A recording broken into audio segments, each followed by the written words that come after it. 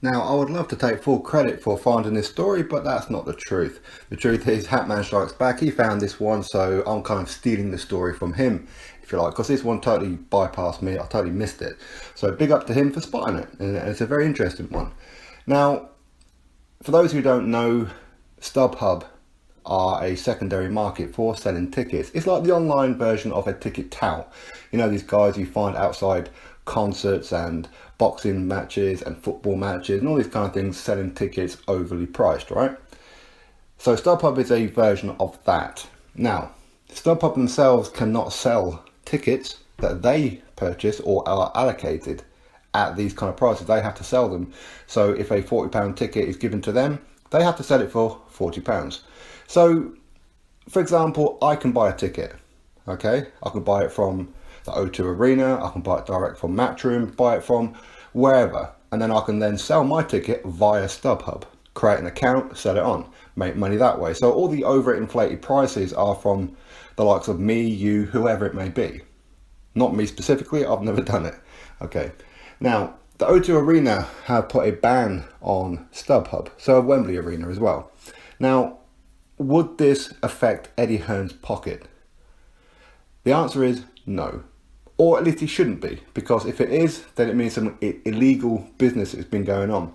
Because he gives Stubhub, who of course are Matchroom sponsors, an allocation of tickets. They then sell them at the correct price. Legally, that's what should happen. And they do. They do sell them at those kind of prices, or at least a batch of them at least anyway. So the O2 Arena, what does this really mean? This means that the O2 Arena, whenever they have a Matchroom fight on, it means that Matchroom Eddie Hearn can no longer give Stubhub an allocation of tickets. Eddie Hearn has to give the O2 Arena that allocation of tickets to sell. So when Eddie Hearn is previously given them to Stubhub, say he's given them 10 £40 ones, 10 £80 ones, 10 £100 ones, etc. That's what they buy off him at that price. They then sell them at that price. They can't add a tenner here or 20 quid there. Okay, that's not how it works. Legally, that's not how it works. So no, it's not going to affect Eddie Hearn's pocket. It just means that the Stubhub won't be giving Eddie Hearn a lump of cash to buy tickets. It means that O2 Arena will be giving Eddie Hearn a lump of cash for the tickets, or at least giving him money once they sell. That kind of thing. So it's not really going to affect his pocket in theory.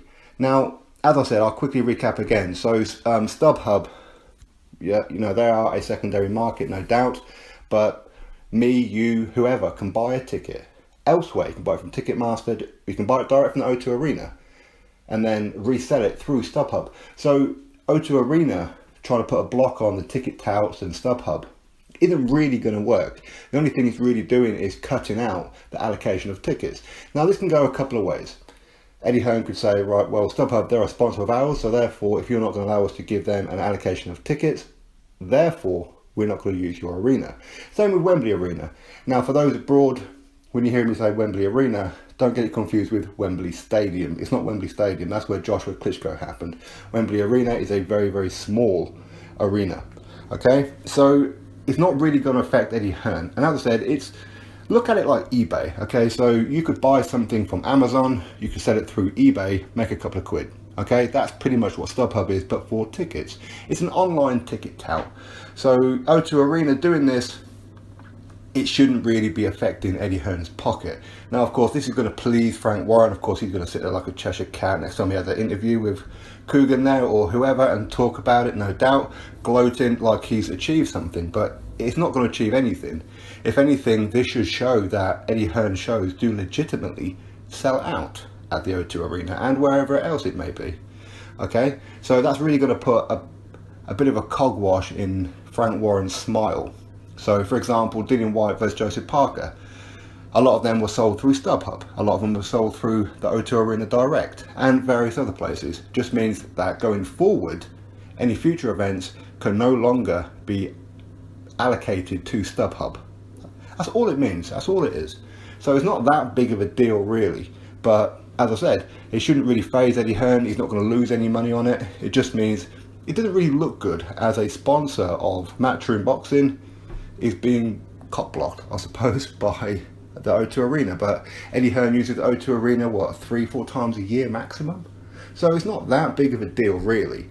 If push comes to shove, then he just won't use the O2 Arena. He uses other ones. He never uses the Wembley Arena. Anyway, it's too small.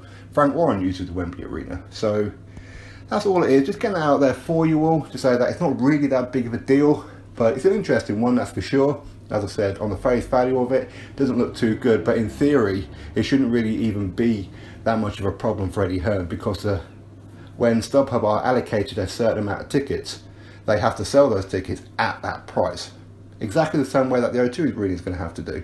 Sell them at that price. But that doesn't mean that I can't go to the O2 Arena, buy some tickets.